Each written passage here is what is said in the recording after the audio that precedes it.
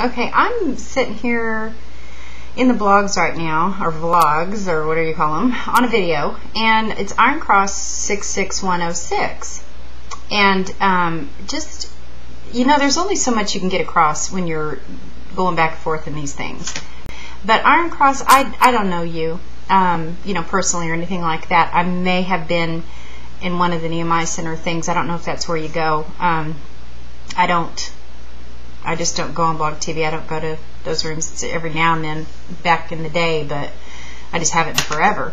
So I don't know if that's, I think my sister knows you in Love for Christ, and I know Pastor George does, and I think VK, so I'm assuming that's where it's from. You say on here, that one thing I just wanted to point out, just for the record, because they're not answering this question at all, and they can't. That's why.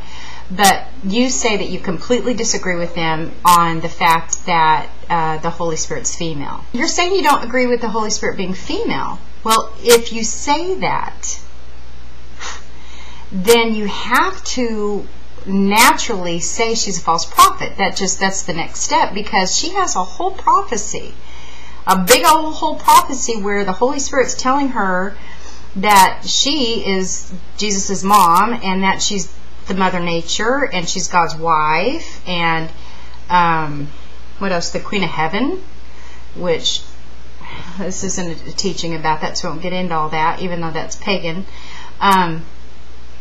This whole prophecy is the Holy Spirit talking through Elizabeth. If you don't believe that the Holy Spirit's female, then you have to naturally assess that she's a false prophet, because one false prophecy is all it takes. Just one. I mean, there's lots we could go through on the prophecies, but it just takes one.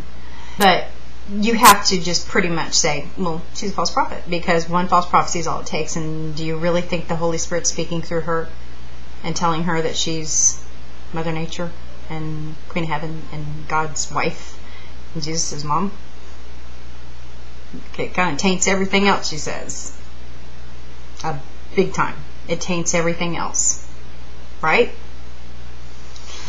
Now, if you think she's a false prophet, then we're required by the Bible, by biblical teachings, to expose and to not put up with, not tolerate, especially not buddy up with. Well, you know, they keep saying, well, we could just agree to disagree on that. No, not on that. You can't. Or I don't know what the story is with you and Bruce. I have no idea. I know Bruce is a true brother. He's a true Christian. I've known him for a long time, and he really is. The guy loves the Lord. He has reasons for standing up against bullies, so to speak. But that's another story. That's for him to say. But that's just something to consider and something to think about.